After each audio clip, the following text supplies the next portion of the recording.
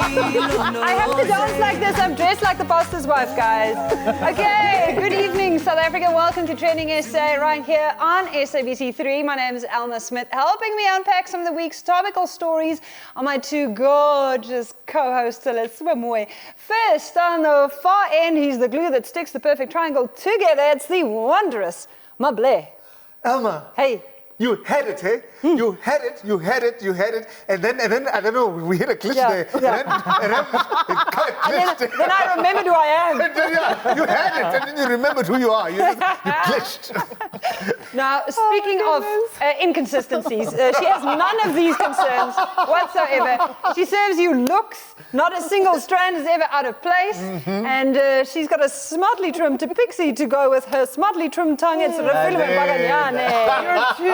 You're too kind. Never a hair out of place. And you know what? I love your dancing and your inconsistencies, okay? Keep doing it, mate. Keep doing it. It was great. I absolutely love it. It's fantastic. Oh my goodness, guys. Where do I even begin? Our guest has captured the hearts of so many social media users with his hilarious skits explaining South African concepts such as stop nonsense, the difference between a plastic bag versus a checkers, vetkoek and umjolo. That's his Bob O'Connor persona. Absolutely love it. Take a look at this. It's not a truly South African summer without an abundance of ice.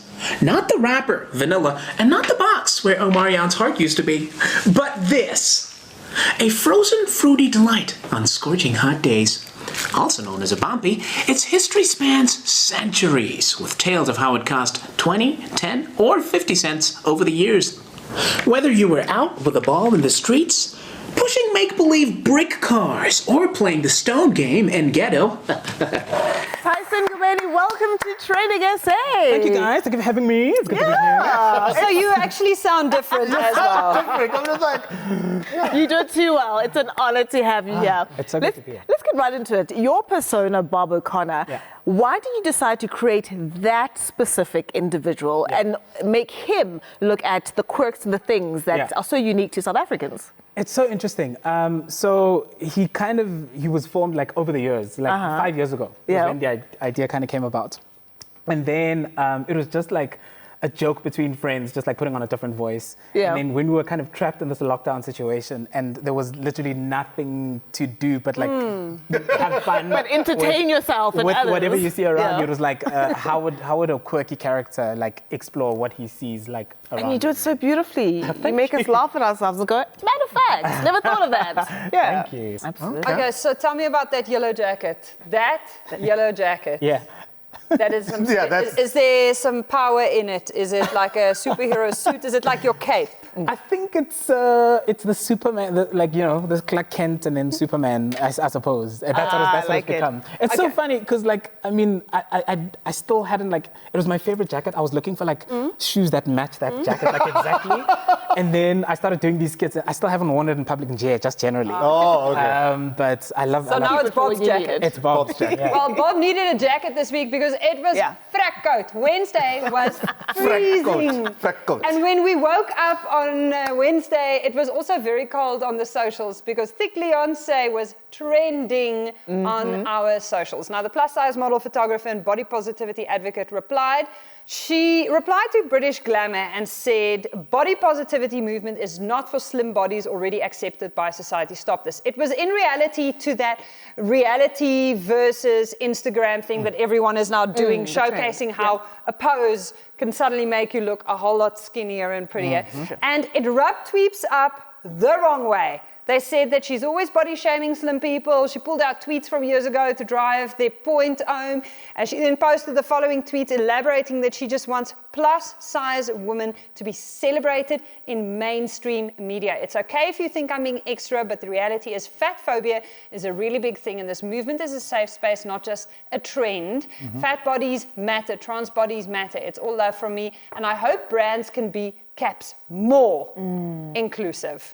For instance, a lot of plus-size women feel like mainstream media only celebrates fat women with small boobs and smaller tummies with minimal cellulite and lighter skin, as these are the girls who get gigs as models as a result of the fact that they exclude women bigger than size 22. So there's a lot in here. So much happening. Mable, initial reaction. My initial reaction is, I think people on social media should decide, Uguti, are you an activist? And if you are, you need to understand what activism is. Because if I say I am anti-racial segregation, I can't say then let's oppress white people. Do you get what I'm saying? Yeah. So there's certain things that I should know as an activist. So it's always kind of weird because I see her as somebody who is just celebrating her body and she's about body positivity. The activism thing is what gets her into hot water sometimes. Okay, so I want us to look at the bigger picture because obviously Thiklionte has got a history of using her platforms to advocate, right, and push body positivity. Is the bigger picture then, for me, we should be looking at is, for a public persona who's using that platform to advocate, are you opening yourself up for criticism when you make these kinds of mistakes, right? And should we be more lenient with them, for instance? Should we give them more room for grace for when they stumble? I think, once you take a stand, like for whatever it is, then people are you're going to be held like accountable like for that, which is, I think, fair. Yeah. But I do think that, like, even in, I suppose, quote unquote, holding people like accountable, you should be kind of willing and open to have that engagement and have like that debate. You know what I mean? Yeah. So. Yeah. Okay. So let us know what you think on the topic. Later on the show, we are joined by Jerusalem hitmaker and producer KG. You don't want to miss out on that. After the break, Tyson will still be here, and we are also joined by Nandi Madida. We'll see you in a few minutes. All right, lovely stuff.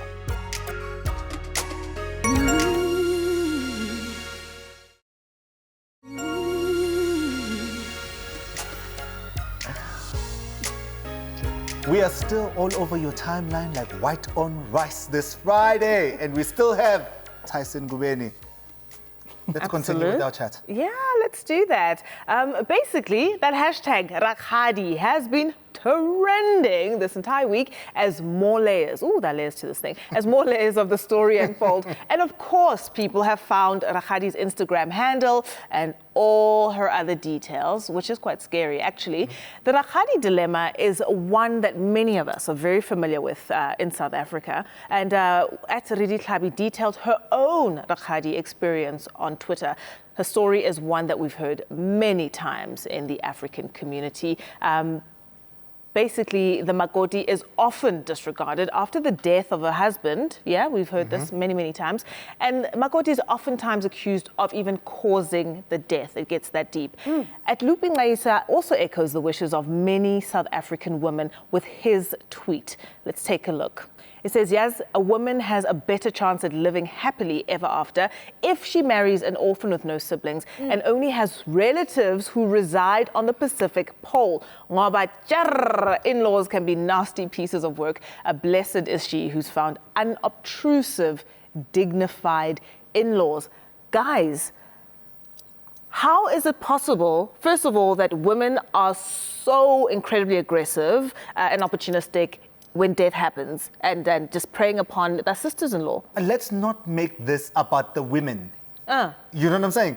Like, who's it about? It's usually the entire family. Sure. It's just that the women sometimes are outspoken about it, but usually it's the entire family. If you dig deep, umalume, auntie, all of them are problematic. And I don't like this whole Rakgadi thing and we're saying what it's only, because I'm telling you right now, if we can open it up to Twitter, we can find some troublesome uncle stories, some Kulu stories, and that's the problem. And more to that point, I guess Rakgadi is problematic because she's the face of that disturbing movement in the patriarchy, right, Tyson? And essentially, I mean, in our own instance, it is often that essentially the family's fighting over the resources actually of the deceased as well. So it gets so incredibly problematic all the time. Yeah. To the extent that the widow is like, there's no sense of, the familial bond, which was allegedly formed at the stage of Malobol and the wedding or whatever, that completely disappeared, and a sense of like compassion for her and protecting her just completely evaporates, which is so sad. I guess the question that we're asking is also what makes these in-laws so entitled? Because we saw that the story developed, right, with Rakgadi not being allowed into the actual funeral itself. It gets so incredibly deep. Let's take a look at this tweet. Rakgadi and her family not allowed inside the cemetery. Court order, Papa. Now we have to go to court whilst we're grieving. Come on, guys. Whoever, I've said this before, Yeah. whoever gets left with the house, just know Uguti, there's a target on your back. And it's always the case. And it doesn't have to be the wife, it could be the son, it could be whatever. Whoever gets left with the house, you are going to get it. Oh, guys. Okay. Tyson, what caught your eye this week? Well,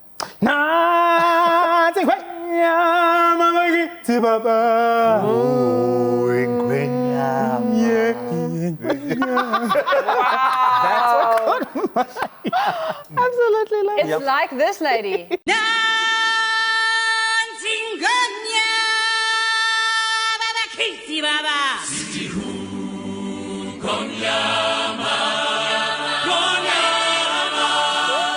I love the bravado. No, she practiced, eh? She practiced. Okay, but wait. The tweet says, why are you doing Nandi like this? She was Nala, black is king. What is the story here? Well, apparently, Nandi Madida had an encounter. I think she was dropping off her kid at school, and so she tweeted, "Dropped off my son at school, and it's been a while. We haven't been to school since March." Sure. And I realized today that some of Shaga's toddler school friends. To them. To them, she's now Nala. Okay, yes, cool. I am Nala. Oh, yes. Yeah. I heard wow, Shaga's mom is Nala, Black is king. The power of Disney. And then people were like, and then it just started this whole. What do you mean?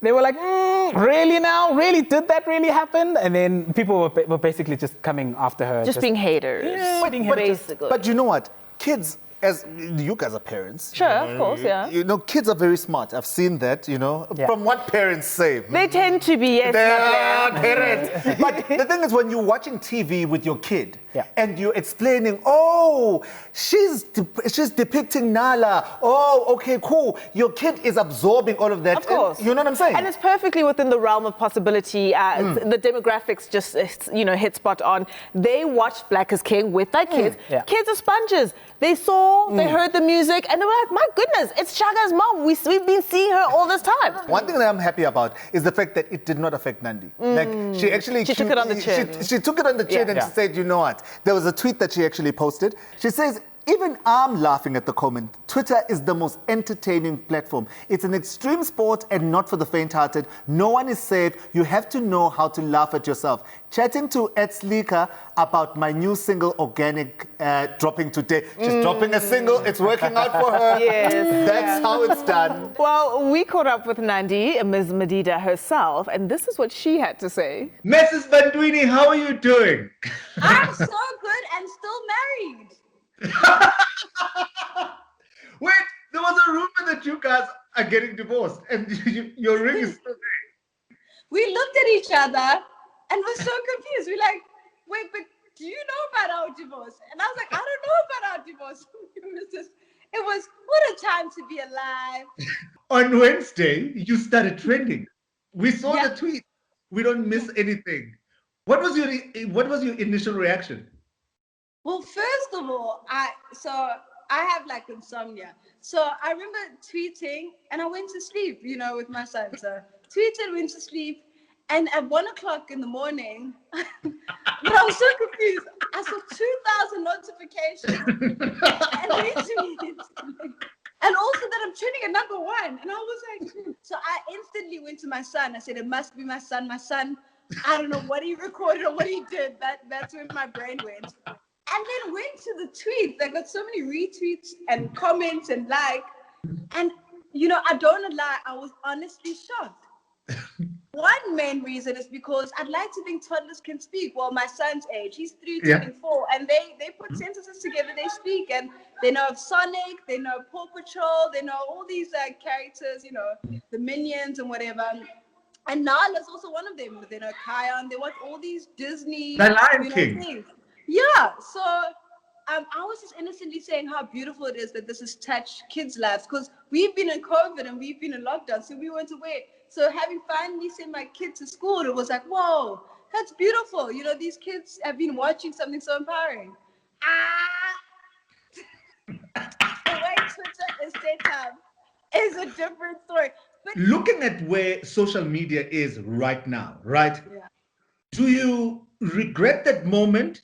And do you maybe feel that you should share less on social media because of the backlash that everyone gets now? Absolutely, no one's safe. And I guess that's what makes it fair, to be honest. But also, I think something that something I've had to acknowledge is sometimes it's just the messenger. Because you could be saying the exact same thing someone else does, or even less controversial, more respectful. And because it's coming from you, it's just going to be taken a different way. And that's something I've had to learn. Will I change that? Not so much, but obviously just being aware that whatever you tweet, being aware of the fact that you could get backlash. But it's great because it's like you're betting. You don't know how it's going to go. You either lose your money or you win it. Like it's either or. So exciting times. Nandi, quickly, what are you up to? What's happening in your life? Something very exciting. So I'm dropping my single 18th of September called Organic. After being nominated, after winning a Sama, actually. Winning a Sama, which is, I'm going to wake up from this and the whole world is going to laugh at me thinking this is real. Nandi, thank you so much. See you on your next tweet when you're trending at number 1. I love you guys. Keep watching Trending SA. Okay, so there are some tips there for you if ever Twitter gangs up on you and says that your glamour isn't quite as glamorous. Don't go anywhere. After the break, we are going to hear from the man behind the Jerusalem Challenge, Master KG. Master KG. Can't wait for that. Can you do that?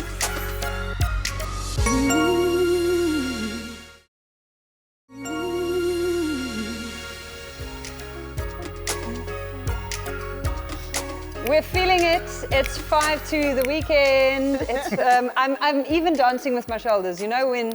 Don't glitch. When Don't that glitch. When that lady at Maple, you're terrible. Stop. I can't. that lady at the work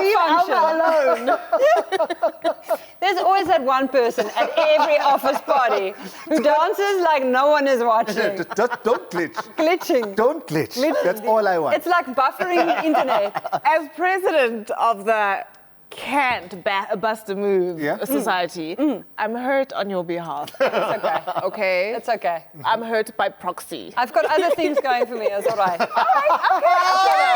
It's all right. She can stand up for a second. Okay. She's good. So we've been promising you Master KG, and as luck would have it, yes. So we are having some load shedding troubles. This is TV Guys. Luckily, we still have his number, ne? We haven't deleted it. We're just going to keep stalking. Hey, hello. Are you good for today? Yes. It'll happen. So we'll just kind of constantly be that neighbor that looks over the wall. Goes, hello. We've learned your dance. Please, now you need to talk to us. We'll keep on doing it. So I would like to play a round of Would you rather? Ladies and gentlemen. Ooh. Okay. Would you rather? All right. Okay. Okay, All right. So I have Let's go. found some devious questions. Okay. Okay, cool. Would you rather have 3 feet or 3 hands?